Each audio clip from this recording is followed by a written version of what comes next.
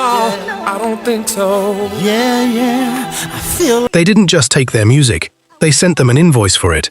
12 soul legends filled the charts, filled the arenas, filled other men's bank accounts, and then got handed a bill for the privilege of becoming famous. Number 12 will make you question everything you thought you knew about how stardom actually worked. Number 12, the Supremes. Motown didn't just sign the Supremes, it enrolled them. Every Supreme who walked through Hitsville, USA's doors was sent straight to Maxine Powell's artist development classes: posture, diction, table manners, how to exit a car without showing your knees. It sounded like finishing school. It billed like a mortgage. Choreography sessions with Cholly Atkins, vocal coaching with Maurice King, wardrobe fittings for gowns the group never technically owned. Every single hour was tracked, and every single hour was recoupable. That means the cost came directly out of future royalties before a dime reached Diana Ross, Mary Wilson, or Florence Ballard. By the time Where Did Our Love Go hit number 1, the Supremes had been in the industry for years without seeing real money. Because the very lessons that made them presentable enough to sell records were quietly bleeding those records dry. Reportedly, some Motown acts graduated from artist development, still owing the label more than they'd ever been paid. The polish the world fell in love with wasn't a gift, it was a loan, with interest, dressed up as mentorship. The most painful detail is that this billing structure wasn't hidden in fine print. It was standard operating procedure across the entire Motown roster, applied the same way to nearly every act that walked through those doors, whether they became legends or vanished within a year. What's rarely mentioned in the group's mythology is that this same billing structure applied even after Where Did Our Love Go and the string of #1 hits that followed. Meaning the debt didn't disappear once the group became famous, it simply grew alongside the fame. And the Supremes were only the beginning of a system built to charge stars for their own shine. Number 11, The Temptations. 5 perfectly synchronized silhouettes, 5 identical suits, one move landing exactly on the beat. That was the Temptations' entire brand, and every second of it cost them personally. Cholly Atkins' choreography didn't come free. But I wish you would've Neither did the tailored suits, replaced constantly because the Temptation Walk destroyed fabric and stitching on a near-weekly touring schedule. sunshine, blue skies. Motown fronted the money for the image. Motown then deducted that money from the group's earnings, Knows that a man ain't supposed. entry by entry, jacket by jacket. Members of the group later described a career where the crowds got bigger, Day after day, I stayed locked. the hits got bigger, and their personal bank accounts somehow didn't follow. Some members reportedly discovered, only when they tried to leave, just how much debt had been quietly stacking against their names the entire time they were headlining sold-out theaters. Let it rain. The label's official story was investment in the brand. The group's lived reality was a treadmill: work harder, sell more, Or rain, cause raindrops behind my teeth. and still open the ledger to find yourself further behind than the year before. The most polished vocal group in soul history was, Never know that I'm financially, running in place. Even after the group's biggest departures and lineup changes, let it rain. that basic financial architecture stayed exactly the same, I gotta cry, cause quietly following every replacement member who ever wore that uniform onto the stage.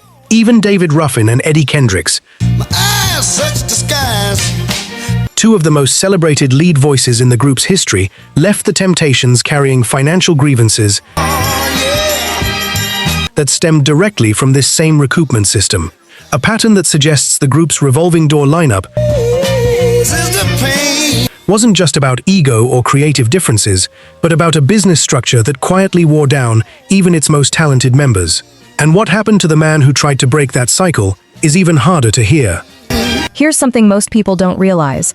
Only about 10% of you watching will hit subscribe. The other 90% just watch and move on. You made it this far, so you're clearly not most people.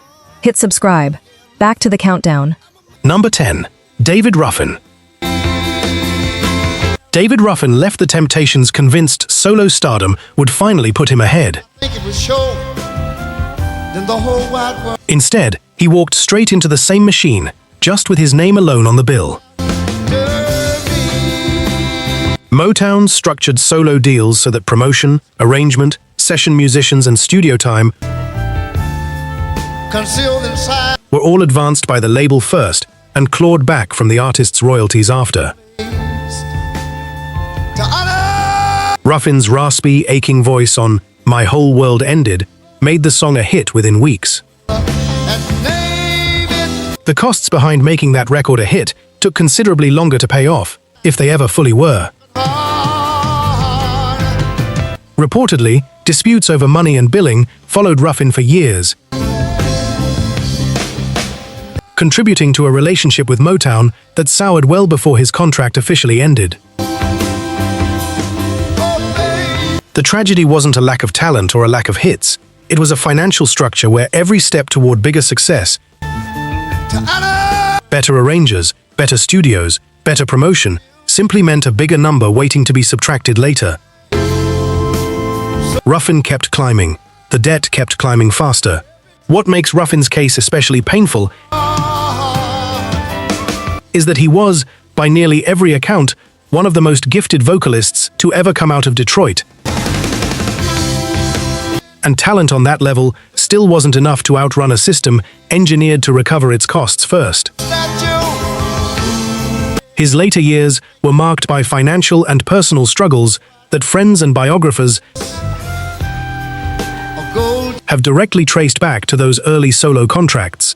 By the time he was scoring solo chart success, he had already learned what dozens of Motown artists eventually learned. The bill for fame doesn't arrive once. It arrives every single time you succeed.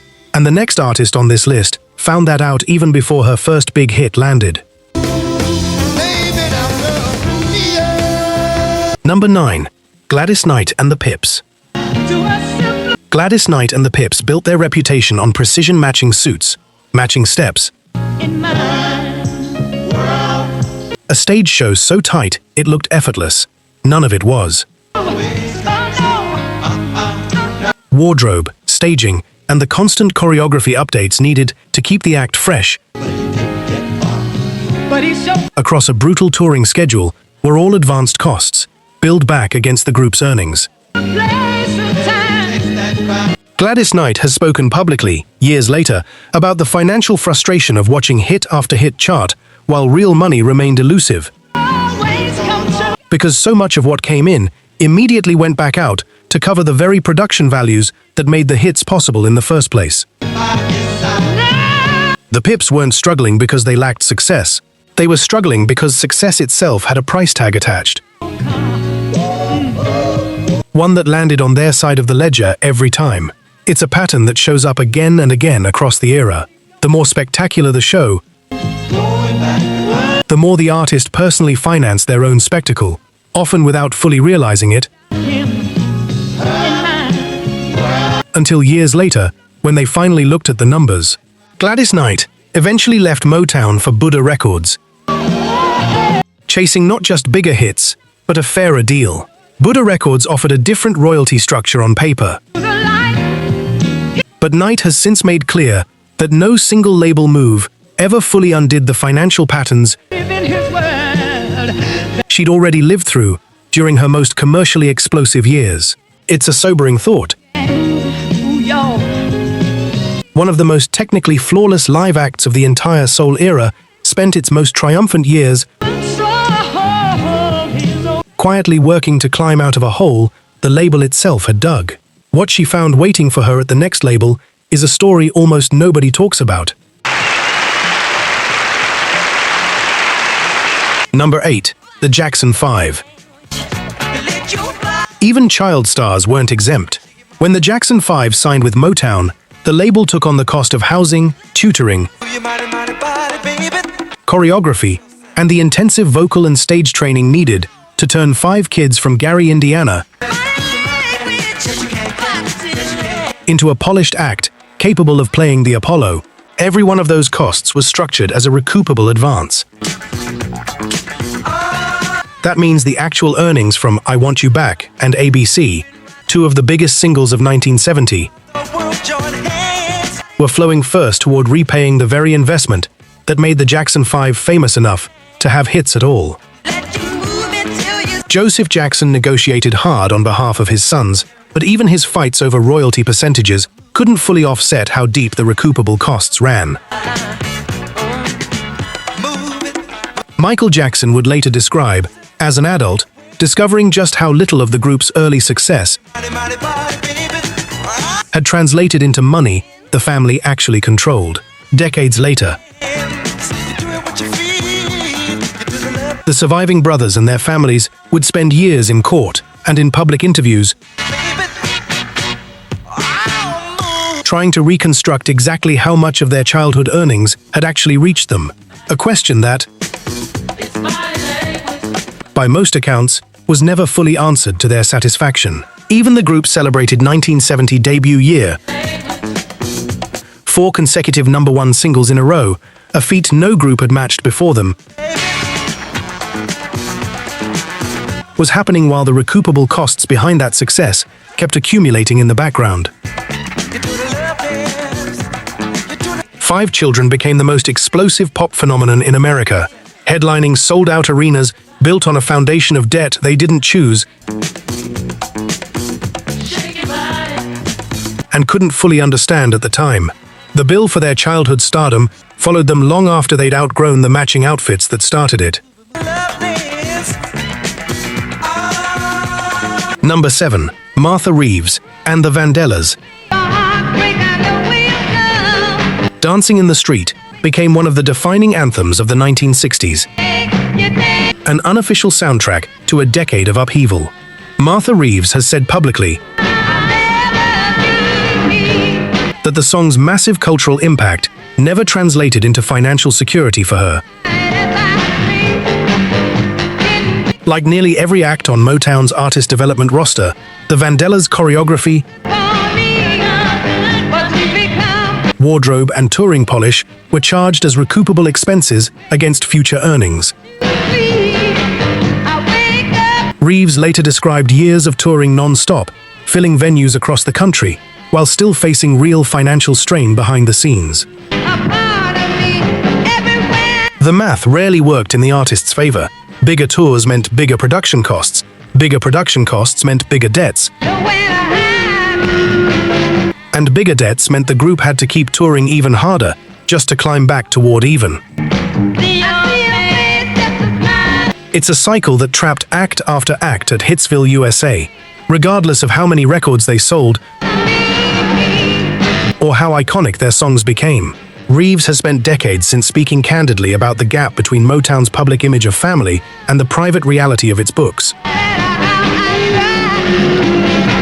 Reeves has said in interviews that seeing younger artists finally win real ownership over their work is bittersweet. A reminder of a fight her own generation waged largely without the leverage or public awareness to win it. It's a quiet kind of injustice, one that never made headlines the way a lawsuit or a public feud would,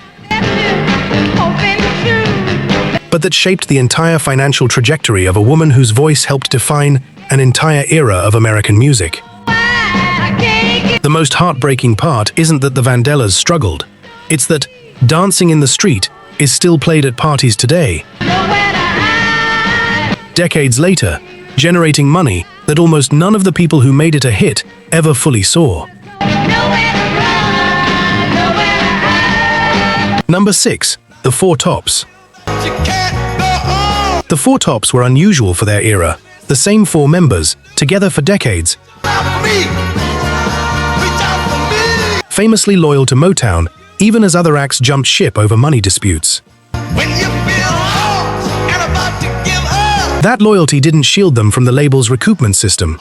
Levi Stubbs' powerhouse vocals on Reach Out I'll Be There helped define the Motown sound. But the orchestration, arrangement fees and promotional costs behind that record were, like nearly everything else at Hitsville, advanced by the label and deducted afterward.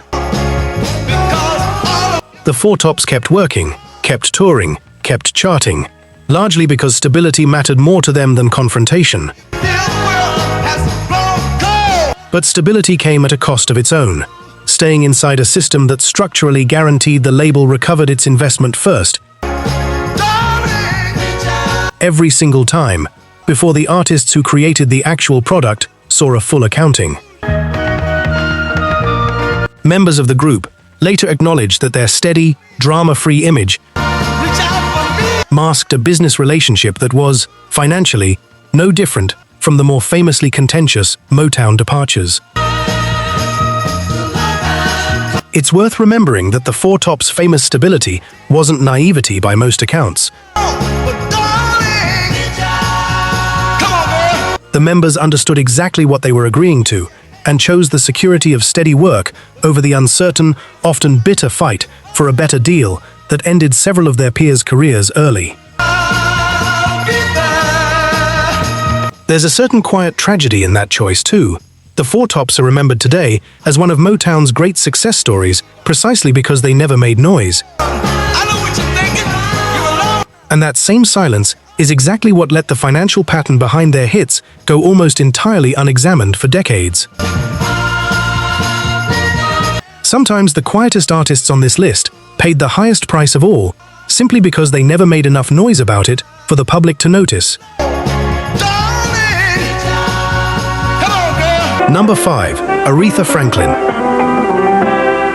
Before she was the undisputed queen of soul at Atlantic Records, Aretha Franklin spent 6 years at Columbia Records being groomed into someone she wasn't.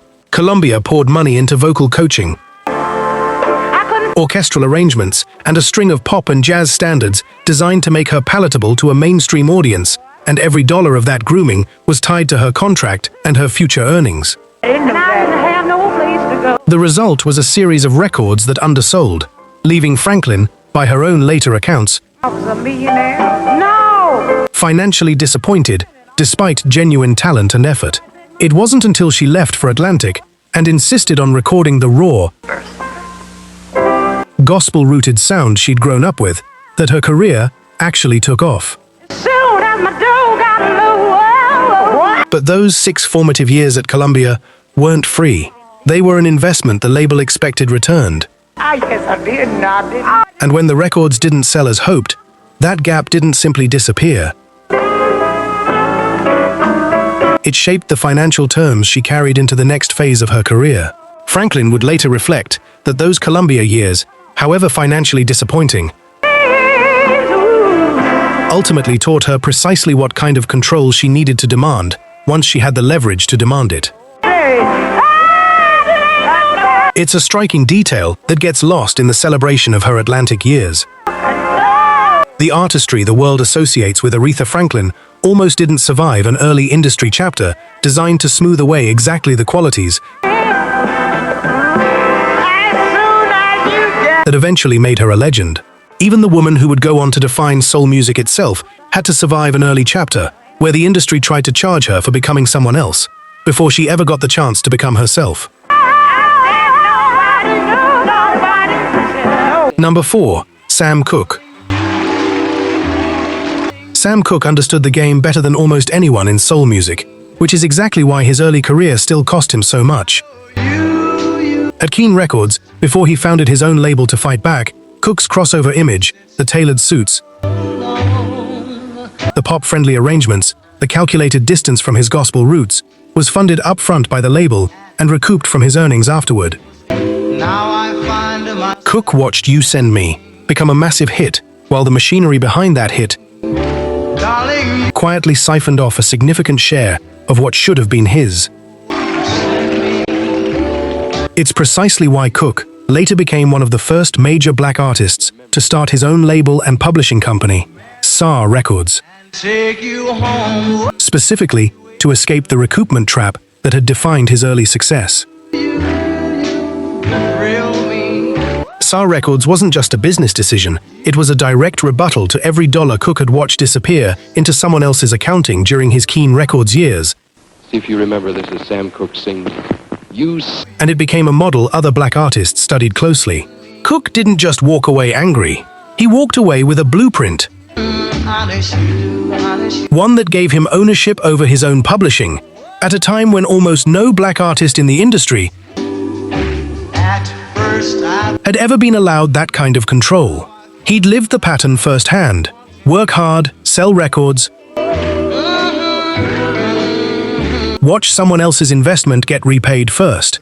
Cooke's response to that experience helped inspire a generation of artists to fight for ownership.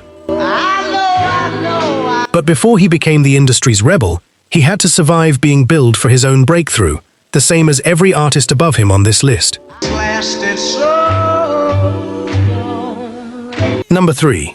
James Brown. James Brown ran the tightest, most disciplined band in show business, and he made sure everyone knew exactly how much that discipline cost. Brown famously fined his own musicians for missed notes, scuffed shoes, and wrinkled uniforms, but those uniforms, the horn section, the elaborate stage productions, and the constant rehearsal time were also expenses the band itself often absorbed. Brown built an empire, becoming one of the wealthiest black entertainers of his era, but the musicians who made that empire possible frequently described a system where their pay was whittled down by deductions before it ever reached their pockets.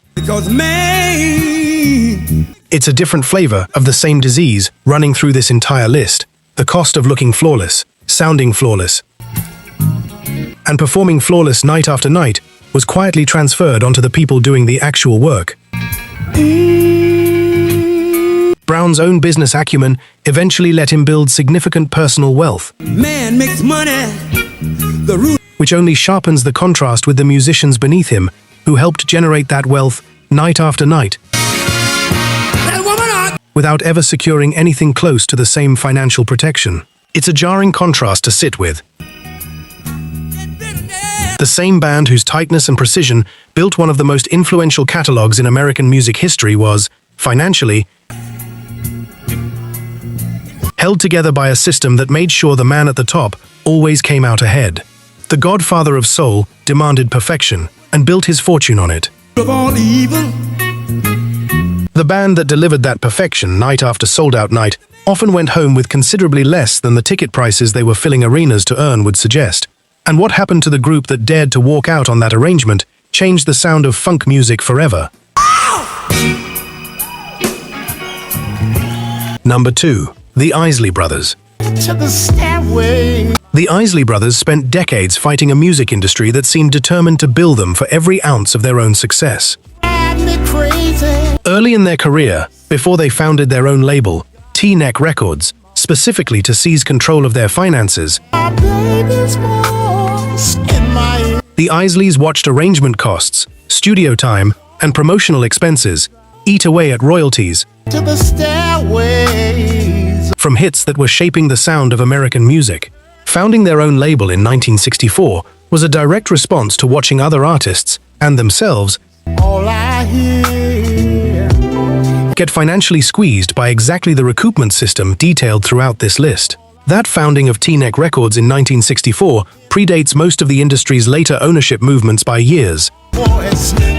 making the Isley Brothers one of the earliest examples of black artists building the exact kind of structural protection that so many names above them on this list never had access to. In But ownership on paper didn't mean the fight was over. The brothers spent years afterward defending that ownership in court against labels and publishers. Oh, it's about to be some. Even with their own label, the brothers faced ongoing battles over publishing rights and royalty accounting for decades. now don't I know you from A fight that stretched from the 1960s all the way into later legal disputes over sampling and songwriting credit on their most famous tracks. somewhere a long time. Few artists on this list fought back as hard, as early, or as persistently as the Isley Brothers did. Now, Grand. Mr. Biggs, before you. And still, even they couldn't fully escape an industry-wide pattern where being the source of a hit record It's going going on between the sheets and my was no guarantee of ever being properly paid for it. Their resistance became a blueprint. It also came at a personal cost few outside the industry ever fully understood. Can't you see two men are talking? Number 1. Patti LaBelle. Before Lady Marmalade made her a household name, Patti LaBelle lived through one of the most extreme image overhauls in soul music history, and she paid for nearly all of it herself. When Patti LaBelle and the Bluebells rebranded into the glam, futuristic group LaBelle in the early 1970s, the transformation demanded entirely new wardrobe, elaborate stage costuming, choreography, and a complete reinvention of their sound and image. Those costs were fronted against future earnings. The same recoupment structure that had already drained a decade's worth of profit from nearly every artist on this list. LaBelle has spoken candidly in later interviews about how draining, both emotionally and financially, that reinvention period was, even as the group's popularity soared toward its 1975 commercial peak. LaBelle has said the financial lessons of that reinvention period shaped the far tougher business decisions she made throughout the rest of her solo career. Decisions that finally let her keep more of what her own name was worth. It's a fitting final entry for this list, because Patti LaBelle's story captures something true about every single artist named before her. The price of becoming unforgettable was rarely paid by the audience or the executives behind the curtain. The bitter irony is unmistakable. The more spectacular and successful the reinvention became, the more expensive it was to maintain, and the artist herself remained on the hook for financing her own ascent to stardom. By the time Lady Marmalade topped the charts, Patti LaBelle had already spent years discovering what every name on this list eventually learned the hard way. In soul music's golden era, becoming a legend and getting paid like one were almost never the same thing.